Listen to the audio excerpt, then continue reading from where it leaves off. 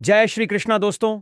माचिस की डिब्बी में यह चीज रख देना, शत्रु खत्म, उसका जादू भी खत्म और गरीबी भी आपके जीवन से खत्म। शुरू से घर में गरीबी हो, पैसा ना टिकता हो, कर्ज हो, और चाहे आपके 1000 शत्रु हों, लाख शत्रु हों या करोड़ ही शत्रु क्यों ना हो, सिर्फ माचिस की डिब्बी में एक छोटी सी चीज आपको रखनी है और जीवन से हमेशा के लिए शत्रु की छुट्टी हो जाएगी। मतलब चाहे आपके गुप्त गुप्त शत्रु हो या फिर वह शत्रु जिन्हें आप जानते हैं, ऐसे दुश्मन जिन्होंने आपको परेशान कर रखा है, तो ऐसा समझ लीजिए अब माचिस की डिब्बी आपके जीवन से शत्रुओं को दूर कर देगी। ऐसा अचूक और ऐसा उत्तम उपाय हम आपके लिए लेकर आए हैं कि इस उपाय को करते ही आपके शत्रुओं की बैंड बज जाएगी, शत्रु की सारी ताकत खत्म हो जाएगी, शत्रु कुछ करने के लायक नहीं बचेंगे। आज जो आपको अपनी ताकत दिखा रहे हैं, आपसे दुश्मनी कर रहे हैं, बिना गलती के भी अगर आपके साथ बुरा कर रहे हैं, ऐसा समझ लीजिए आज से उनकी उल्टी गिनती शुरू हो जाएगी। जब से आप इस उपाय को कर लेंगे, शत्रु मुक्ति का इतना अचूक उपाय आपके लिए लेकर आए हैं कि इस उपाय को करने से शत्रु पूरी तरह परास्त भी हो जाएंगे और कभी जीवन में लौटकर नहीं आएंगे। मतलब गलती नहीं करेंगे आपको परेशान करने की, आपको कष्ट देने की या आपके ऊपर किया कराया करवाने की। और अगर उन्होंने कुछ करवा रखा होगा, जैसे बहुत सारे जो लोग होते हैं जो शत्रु होते हैं, वह तांत्रिकों के पास, बहुत सारे लोगों के पास जाकर कुछ इस तरह का किया कराया करवा देते हैं कि व्यक्ति को हर तरफ से बर्बाद कर देते हैं। लेकिन आप विश्वास मानिए, जो उपाय हम आपके लिए लेकर आए हैं, इस उपाय को करने से आपके जीवन से शत्रु की छुट्टी भी होकर रहेगी और फिर कभी शत्रु को परेशान नहीं कर पाएंगे। इस उपाय को करने में आपका कोई 1 रुपया नहीं लगने वाला है। सिर्फ और सिर्फ आपको माचिस से यह उपाय करना है। और माचिस तो हर किसी के घर में होती है, और माचिस से ही आप अपने शत्रुओं को, अपने दुश्मनों को अपने जीवन से निकालकर बिल्कुल दूर कर सकते हैं। कभी आपको शत्रु परेशान नहीं करेंगे जब माचिस का छोटा सा उपाय आप करेंगे। आपको माचिस में बस एक चीज रखनी है। कौन सी चीज कैसे रखनी है, किस दिन यह उपाय आपको करना है, पूरा आपको वीडियो में बताने वाले हैं। लेकिन उससे पहले आपको लगाना है पूरी सच्ची श्रद्धा से जय श्री राम या जय बालाजी महाराज जरूर लिख दें, जिससे कि बालाजी महाराज का आशीर्वाद आपको और आपके पूरे परिवार को मिलता रहे। क्योंकि इनका आशीर्वाद जिन्हें मिलता है ना, उनका अहित नहीं होता, उनका हमेशा कल्याण ही होता है। इसीलिए वीडियो को लाइक और चैनल वास्तु पूजा को सब्सक्राइब जरूर कर लें, क्योंकि बालाजी महाराज के आशीर्वाद से आपकी समस्या के हल आपको मिलते हैं। यह वीडियो आप तक पहुंचती है, उपाय आप तक पहुंचते हैं, उन्हीं का आशीर्वाद है, तो उनका आशीर्वाद बना रहे और हमेशा आपके घर में धन सुख समृद्धि आए। ऐसी कृपा बालाजी महाराज आप पर करें। तो चलिए जल्दी से बात कर लेते हैं उपाय की। देखिए, उपाय स्त्री भी कर सकती है, पुरुष भी कर सकते हैं। यह उपाय आप किसी भी दिन कर सकते हैं, ठीक है ना? बुधवार का दिन है, शनिवार का दिन है, रविवार का दिन है, अमावस्या के दिन भी आप इस उपाय को कर सकते हैं। तो करने का मतलब है किसी भी दिन आप इस उपाय को कर सकते हैं, क्योंकि यह एक टोटका है और टोटके किसी भी दिन आप कर सकते हैं, ठीक है ना? गुप्त शत्रु के लिए भी कर सकते हैं, और जिन लोगों को आप जानते हैं कि यह व्यक्ति मेरा दुश्मन है, उसके लिए भी आप यह उपाय कर सकते हैं। किस समय करना है? सुबह, शाम, दोपहर, किसी भी समय यह उपाय आप कर सकते हैं। तो चलिए बात कर लेते हैं उपाय की। देखिए, जयकारा नहीं लगाया हो तो जल्दी से जयकारा लगा दीजिए। सबसे पहले आपको एक माचिस लेनी है। माचिस की पूरी डिब्बी लेनी है। माचिस भरी हुई होनी चाहिए, तीली उसके अंदर हो। खाली माचिस बिल्कुल आपको नहीं लेनी है, भरी हुई माचिस लेनी है। साथ ही साथ एक छोटा सा कागज आपको लेना है। कागज ऐसा लें जिस पर कोई लाइन ना हो, कुछ लिखा हुआ ना हो, सिंपल कागज, सफेद रंग का। साथ ही साथ आपको क्या करना है, काले रंग का एक पेन भी लेना है। तो काले रंग का मार्कर होता है, वह भी आप ले सकते हैं। कोई भी पेन ले लीजिए, रंग काला होना चाहिए। अब आपको क्या करना है, जो कागज आपने लिया है, ठीक है ना, उस कागज के ऊपर आपको अपने शत्रु का नाम लिखना है। अगर शत्रु का नाम पता है तो ठीक मान लीजिए, शत्रु का नाम पता ही नहीं है, या शत्रु बहुत हैं, या गुप्त शत्रु हैं जिनके बारे में आप जानते ही नहीं। क्योंकि देखिए, गुप्त शत्रु का कोई पता नहीं लगा सकता। बहुत सारे गांव में ऐसे लोग हैं जिन्हें पता होता है कि हां, गुप्त शत्रु हैं, हमारे यहां पता लग जाता है। किसी तरीके से आधे से ज्यादा केस में गुप्त शत्रु के बारे में पता ही नहीं चलता है। इसलिए आप नाम ना लिखकर शत्रु या गुप्त शत्रु लिखेंगे। पर्ची पर तो आपको ज्यादा लाभ होगा। इससे क्या होगा, आपके जितने भी शत्रु हैं, ना 2 हैं, 3 हैं, 4 हैं, 1000 हैं, कितने भी हैं, सभी परास्त हो जाएंगे और सभी आपके जीवन से दूर हो जाएंगे। मतलब उनकी पूरी ताकत खत्म हो जाएगी, कुछ आपका नहीं बिगाड़ पाएंगे। तो कोशिश वह कितनी भी कर ले कि आपका नुकसान करना है, धन करनी है, व्यापार खराब करना है, लेकिन कर कुछ नहीं पाएंगे। तो देखिए, पर्ची पर आपको नाम लिख लेना है, या फिर नाम ना लिखकर आप शत्रु लिखें तो ज्यादा उत्तम है। शत्रु लिख लिया। अब उस पर्ची को आपको फोल्ड कर लेना है, ठीक है ना? मोड़कर उसे बंद कर लेना है। पर्ची को अब जो माचिस है आपके पास, उस माचिस के अंदर इस पर्ची को, इस सफेद रंग के कागज को जिस पर आपने शत्रु लिखा है, उस पर्ची को आपको रख लेना है। रख लिया। अब इस माचिस को आपको बंद करके अपने पास रख लेना है। माचिस खोलकर ही उसके अंदर आपको पर्ची रखनी है और फिर माचिस को 24 घंटे तक, कितने घंटे? 24 घंटे, यानी 24 घंटे आपको उस माचिस को अपने पास रखना है। देखिए, जब 24 घंटे हो जाएंगे, उसके बाद आपको क्या करना है? 24 घंटे में आप सोचे कि रात में आप सो रहे हैं, तो क्या माचिस को बाहर निकाल कर रखना है? नहीं, सोते समय भी उस माचिस की डिब्बी को अपने पास रखना है। ठीक है ना? अपनी पॉकेट में आप रख सकते हैं, तकिया के पास रख सकते हैं, कहीं भी रखिए रखना। अपने पास जब 24 घंटे हो जाएंगे, उसके बाद अगले दिन आपको क्या करना है? अब सुबह उठना है। जो भी आप काम करते हैं, वह काम कर लीजिए। उसके बाद जब भी आपको समय मिले, उस समय आपको क्या करना है? कहीं एकांत स्थान पर जाना है। ठीक है ना? आप किसी ऐसे स्थान पर भी जा सकते हैं जहां पानी भरा होता है, इकट्ठा हो जाता है। ऐसे स्थान पर भी जा सकते हैं, या ऐसे स्थान पर चले जाइए जो बिल्कुल एकांत, जहां कोई आता जाता ना हो। एक व्यक्ति आए तो कोई बात नहीं, ज्यादा लोग ना आते जाते हो। ऐसे स्थान पर आपको जाना है और वहां जाकर फिर से आपको अपने शत्रुओं के बारे में सोचना है। ऐसा सोचना है कि मेरे जितने भी शत्रु हैं, अब वह परास्त हो रहे हैं, मेरे जीवन से दूर हो रहे हैं, और चाहकर भी अब वह मेरा कुछ नहीं बिगाड़ सकते। ऐसा सोचना है और मन ही मन आपको प्रार्थना करनी है राहु से कि मेरे जो शत्रु हैं, मेरे जो दुश्मन हैं, उन्हें मेरे जीवन से आप दूर कर दीजिए। ठीक है ना? यह माचिस का उपाय राहु से जुड़ा हुआ है। अब आपको क्या करना है? उस पूरी माचिस की डिब्बी को वहां एकांत में फेंक कर आ जाना है। तो माचिस की डिब्बी को जब फेंके, पर्ची के साथ ही आपको फेंकना है। ऐसा नहीं है कि आप सोचें, माचिस के अंदर से पर्ची निकालकर आपको उस डिब्बी को फेंकना है। पूरी की पूरी डिब्बी ऐसे ही फेंक कर आ जाना है, तीली के साथ, पर्ची के साथ पूरी माचिस, और फिर पलटकर आपको नहीं देखना है। सीधे अपने घर पर आइए, हाथ पैर धो लीजिए। बाकी आपको कुछ भी करने की जरूरत नहीं है। कितनी बार यह उपाय करना है? सिर्फ एक बार करना है। ज्यादा बार यह उपाय नहीं करना है। सिर्फ एक बार तो किसी भी दिन आप यह उपाय करिए। शत्रु 1 हो, 2 हो, लाख हो, 1000 हो, करोड़ ही क्यों ना हो, आपके जीवन से दूर हो जाएंगे और कभी आपको परेशान नहीं कर पाएंगे। तो बहुत उत्तम, बहुत अचूक उपाय है। करिए और रातों रात इसका चमत्कार देखिए। देखिए, यह उपाय स्त्री पुरुष कोई भी कर सकता है। किस समय करना है? सुबह में, दोपहर, कभी भी इस उपाय को आप कर सकते हैं। किसी भी दिन कर सकते हैं। ठीक है ना? बाकी कुछ भी आपको पूछना हो, आप कमेंट सेक्शन में पूछ सकते हैं। बाकी बालाजी महाराज का जयकारा जरूर लगाइए। उनका आशीर्वाद आपको मिलता रहेगा। उनका आशीर्वाद जिन्हें मिलता है, उनका हमेशा कल्याण ही होता है और कभी उन्हें शत्रु परेशान नहीं कर पाते हैं।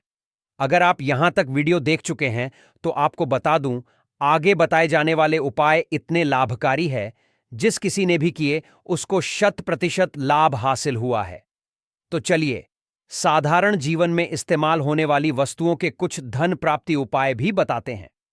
इस तरह घर में और भी कुछ चीजें हैं जो आपके वास्तु दोष का कारण बनती है और आपकी परेशानी की वजह बनती है।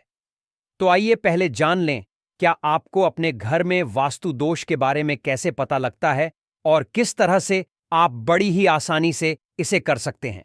दोस्तों, वास्तु पूजा के अनुसार किसी भी घर में वास्तु दोष होने से सुख, शांति और पारिवारिक उन्नति में बाधा पैदा होती है। वास्तु दोष के कारण पनपने वाली नकारात्मक ऊर्जा से व्यक्ति के भाग्य पर बुरा असर पड़ता है। साथ ही घर के लोगों को कई तरह की परेशानियों का सामना करना पड़ता है। दोस्तों, शास्त्रों के अनुसार अगर हम यह छोटे मोटे उपाय कर लें, तो अपने घर नेगेटिव एनर्जी से छुटकारा पा सकते हैं। तो आइए जानते हैं। लेकिन उससे पहले दोस्त, आपसे रिक्वेस्ट है कि वीडियो को लाइक करें, अपने दोस्तों के साथ शेयर करें और अगर आपने अभी तक चैनल वास्तु पूजा को सब्सक्राइब नहीं किया तो सब्सक्राइब करके बेल आइकॉन जरूर प्रेस कर लें। दोस्तों, नंबर 1, जीवन में तरक्की पाने के लिए रोज पहली रोटी गाय को दें, पीपल को जल चढ़ाएं और चींटियों को शक्कर मिला आटा दें। तांबे के लोटे में जल व लाल चंदन मिलाकर रात को अपने सर के पास रखकर सो जाए। सुबह उस जल को तुलसी को चढ़ा दें। ऐसा करने से आपकी परेशानियां धीरे धीरे दूर हो जाएंगी।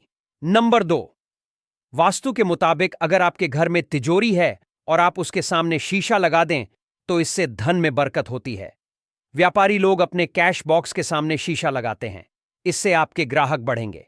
दोस्तों, 3 झाड़ू पोछा कभी भी खुले में नहीं रखना चाहिए।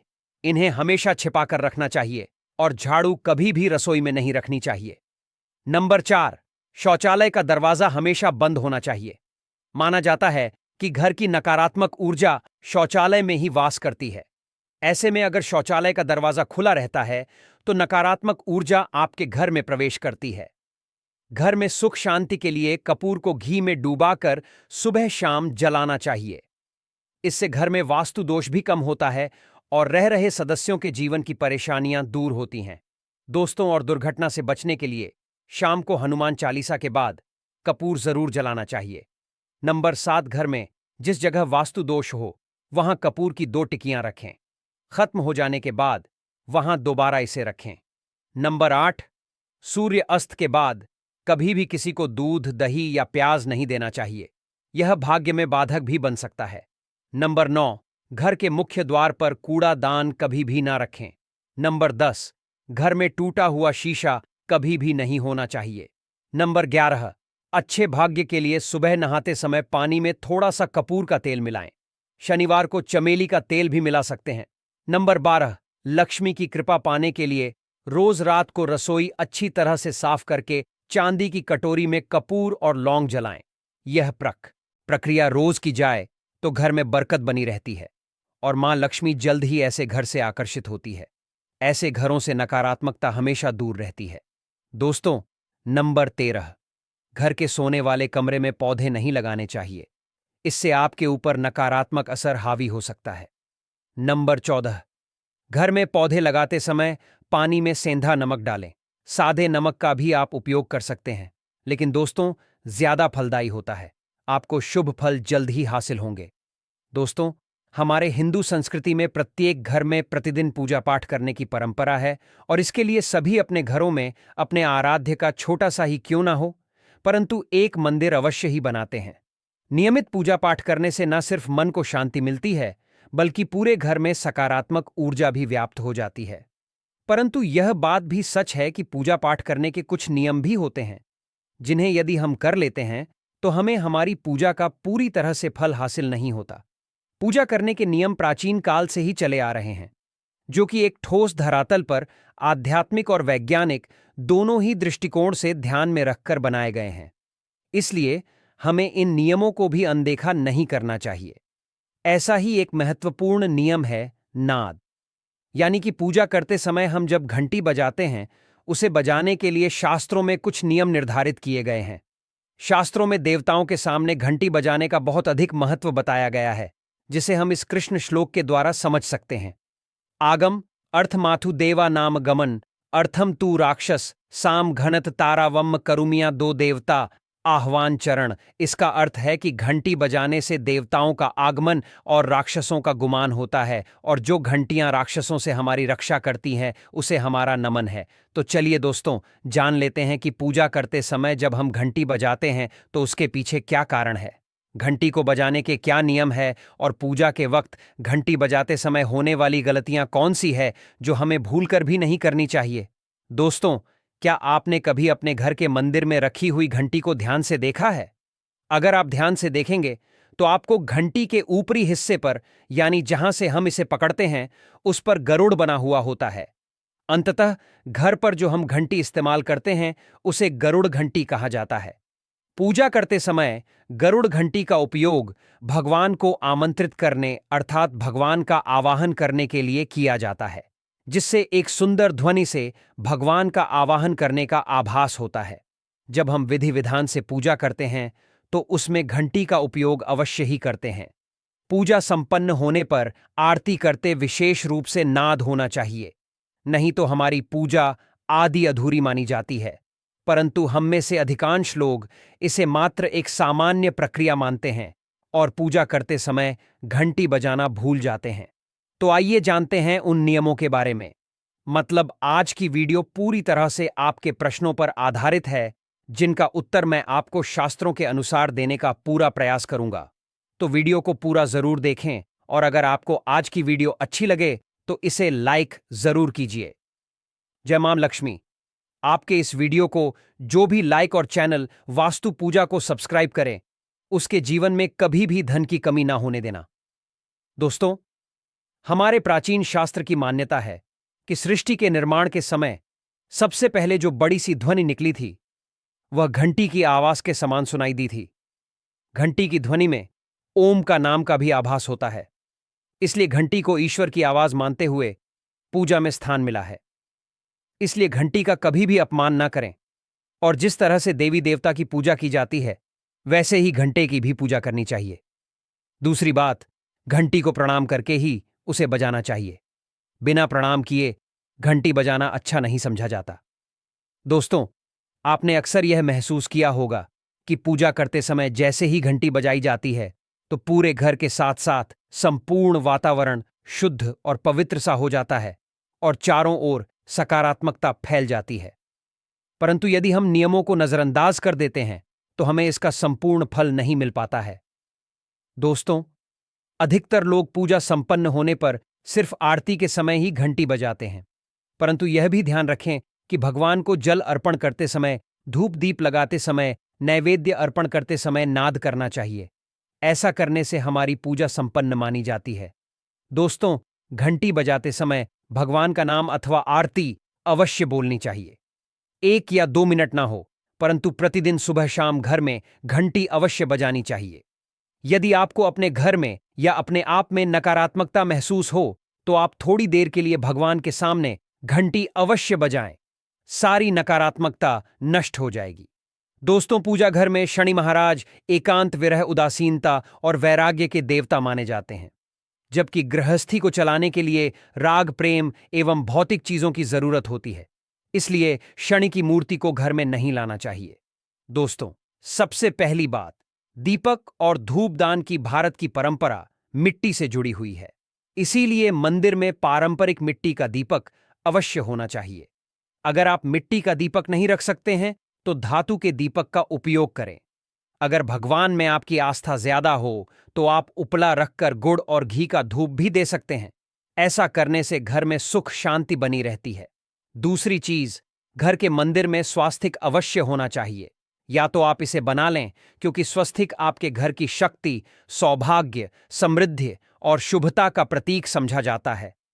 यही मुख्य कारण है कि कोई भी शुभ कार्य करने से पहले स्वस्तिक का चिन्ह अवश्य बनाया जाता है। तीसरी चीज है कैलश।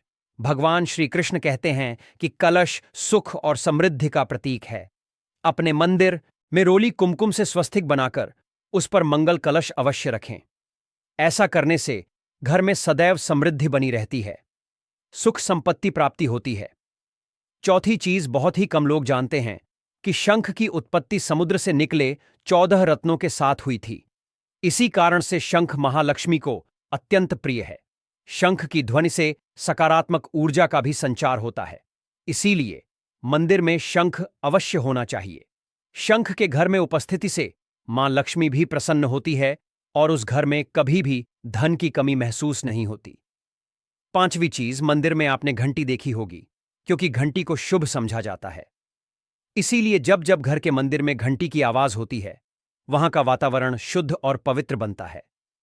जिस घर में पूजा के दौरान घंटी बजाई जाती है उस घर के आसपास की सभी नकारात्मक शक्तियां दूर हो जाती हैं और साथ ही सुख समृद्धि के द्वार खुलने लगते हैं।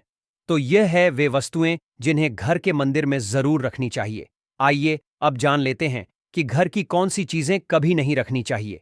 सबसे पहली चीज, गणेश जी की मूर्ति घर में। कभी भी गणेश जी की मूर्ति 3 अथवा 5 ऐसी विषम संख्या में ना रखें। अपने मंदिर में गणेश जी की सिर्फ 2 मूर्तियां रखें। इसे शुभ समझा जाता है। अगर आप अपने मंगल की कामना करते हैं तो गणेश जी की मूर्ति मुख्य द्वार पर अंदर की तरफ मुंह करके लगा लें। कई लोग यह गलती करते हैं कि मुख्य द्वार पर गणेश जी की मूर्ति बाहर की ओर मुंह करके लगा देते हैं, जिससे उन्हें काफी नुकसान का सामना करना पड़ता है। अगर आप चाहे तो द्वार के दोनों ओर लगा दें या फिर मुख्य द्वार के अंदर की ओर लगाइए, परंतु बाहर की ओर कभी भी नहीं लगानी चाहिए। दूसरी चीज, टूटे हुए चावल अपने मंदिर में कभी भी टूटे हुए चावल न रखें। इसके साथ ही पुराने चढ़ाए हुए चावल अधिक समय तक न रखें। यह नकारात्मक ऊर्जा फैलाते हैं। यह बात भी ध्यान रहे कि आप मंदिर में रखने वाले चावलों का इस्तेमाल हल्दी में भिगोकर ही करें। इससे अधिक शुभ परिणाम मिलेंगे। भगवान की तस्वीरें। इसके साथ ही अगर आपके घर के मंदिर में पूर्वजों की तस्वीरें रखी हुई हैं तो उन्हें तत्काल बाहर निकाल दें। यह आपके परिवार के लिए काफी अशुभ है। धर्म ग्रंथों के अनुसार पूर्वज पूजनीय है, परंतु वह देवताओं के बराबर नहीं है। इसलिए अपने पूजा घर में कभी भी मृत परिजनों की तस्वीरें न रखें। यह आपके लिए अशुभ संकेत हैं। इसके परिणाम भी काफी घातक हो सकते हैं और मंदिर का वातावरण भी नकारात्मक हो सकता है। इसके अलावा अगर साधु संतों को मानते हैं तो उनकी तस्वीर भी घर की किसी दीवार पर लगाएं। उसे पूजा घर में भूल से भी न रखें। यह घर के वातावरण को नकारात्मक बनाता है। इसके साथ ही महाकाली काल भैरव की मूर्तियां भी पूजा घर में नहीं रखनी चाहिए। और हां दोस्तों, ध्यान रहे कि मां लक्ष्मी के बैठे स्वरूप की पूजा मत कीजिएगा, क्योंकि मां लक्ष्मी हमेशा बैठी हुई मुद्रा में होती है। इसीलिए उनके बैठे हुए स्वरूप को ही पूजना सही है। चलिए दोस्तों, अब हम आपको बताते हैं उन अति महत्वपूर्ण चीजों के बारे में जो आपके पूजा घर में होनी ही चाहिए।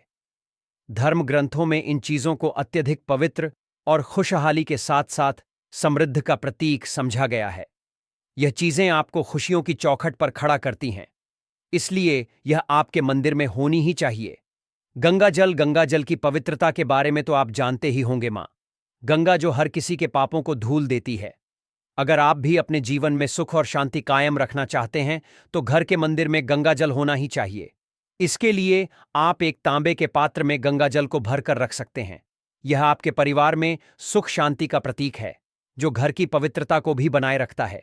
इसलिए कभी भी प्लास्टिक की बोतल या अपवित्र बर्तन जैसे स्टील या लोहे के बर्तनों में गंगा जल नहीं रखना चाहिए। यह अशुभ होता है। अगर आप मां लक्ष्मी को प्रसन्न करना चाहते हैं तो पूजा करते समय मां लक्ष्मी को कमल का फूल चढ़ाएं। मां लक्ष्मी कमल के फूल पर ही विराजमान रहती हैं, तो उन्हें बेहद प्रिय होता है, क्योंकि यह कीचड़ से निकलकर भी दुनिया में खूबसूरती और पवित्रता बिखेर देता है। इसीलिए माता लक्ष्मी की पूजा करते समय कमल का फूल जरूर चढ़ाना चाहिए। ऐसा करने से कई गुना लाभ आपको मिलेगा। दोस्तों, नींबू के उपाय आज से नहीं बल्कि हजारों सालों पहले से इस्तेमाल किए जा रहे हैं। जो उपाय आज हम आपको बताने जा रहे हैं, नींबू का इस्तेमाल करके उससे आप अपनी हर समस्या का समाधान पा सकते हैं।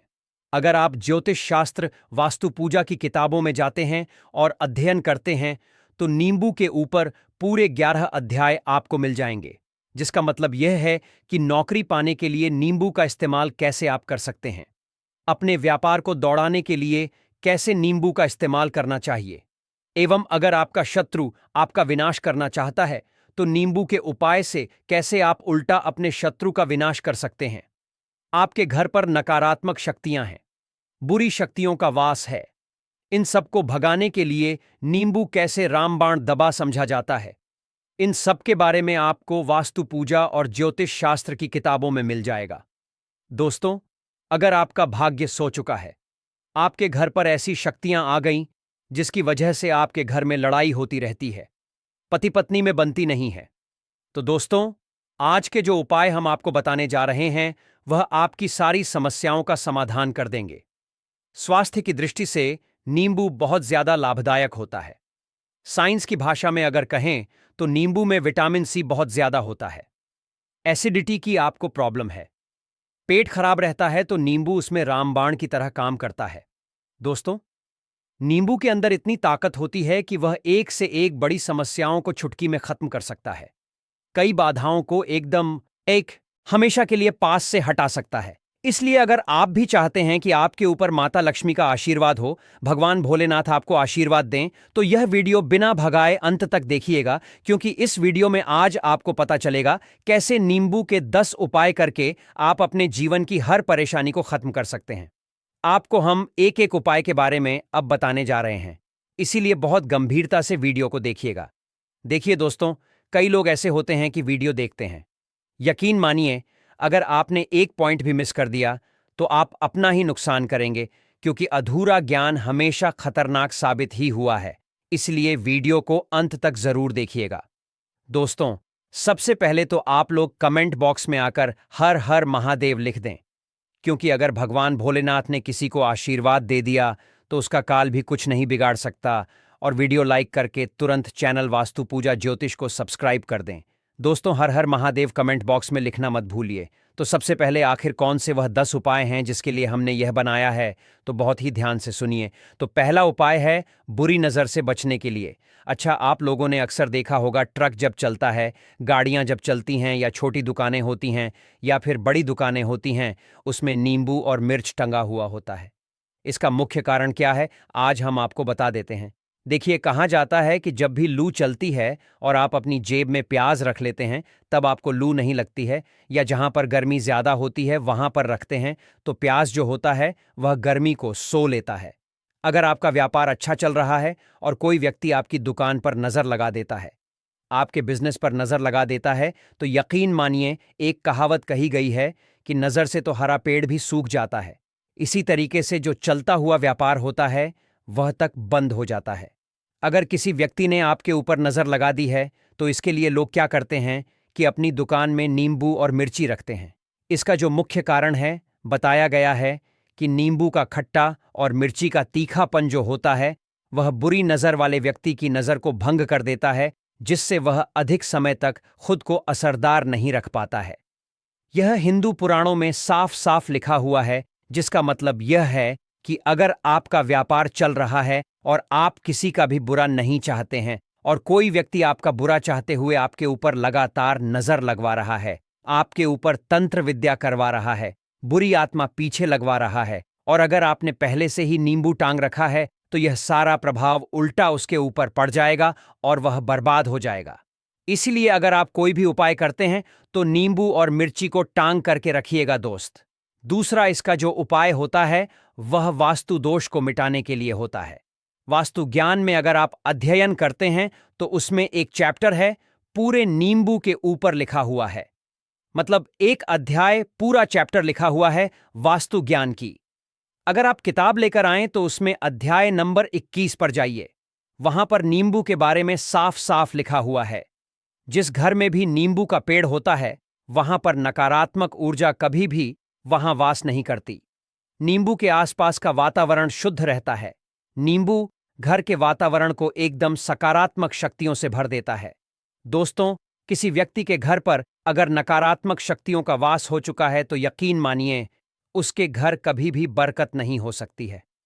उसके घर के लोग आपस में लड़ाई करते रहेंगे, धन के सारे मार्ग बंद हो जाएंगे, घर के खर्चे बढ़ जाएंगे, कर्ज के मायाजाल में वह फंसता चला जाएगा। परंतु अगर आपके घर पर नींबू का पेड़ है तो आपके घर में सिर्फ सकारात्मक शक्तियां आएंगी। आपके घर का वातावरण बहुत अच्छा बना रहेगा। घर के आपसी लोगों में हमेशा बनती रहेगी। सरल भाषा में बता दें दोस्तों, आप लोगों ने देखा होगा, कई ऐसे घर होते हैं जिसमें आपस में लड़ाई होती रहती है। घर में कभी भी बरकत नहीं होती, और जिस घर की बरकत नहीं होती है वह घर कभी भी आगे नहीं बढ़ पाता है। इसके लिए सबसे बड़ा जो समझा गया है वास्तु दोष को मिटाने के लिए, वह समझा गया है नींबू के पेड़ को। मतलब अगर आपके घर में नींबू का पेड़ हो, चाहे गमले में लगा लीजिए, चाहे अपनी जमीन में लगा लीजिए, आपके घर में कभी भी नकारात्मक शक्तियों का वास नहीं होगा। और मान लीजिए अगर आपके घर पर आपको ऐसा लगता है कि किसी ने काला जादू करवा दिया है, तंत्र विद्या आपके घर पर करवा दी है, और आप लोग बहुत परेशान हो गए हैं घर की लड़ाई को देख करके, तब आपको जो बताने जा रहे हैं वह सुनिए। पहले तो आप लोग हो सके तो नींबू का पेड़ लगा लीजिए। नींबू तो रातों रात उगता नहीं है, इसके लिए आपको थोड़ा इंतजार करना होगा।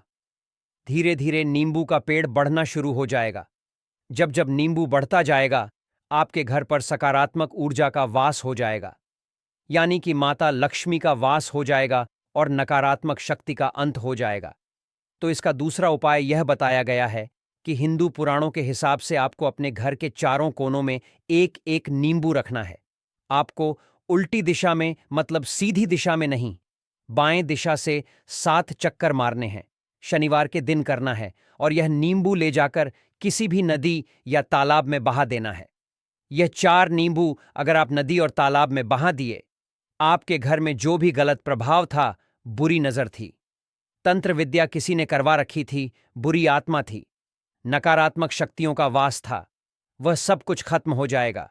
उन्हीं नींबू के साथ वह चला जाएगा।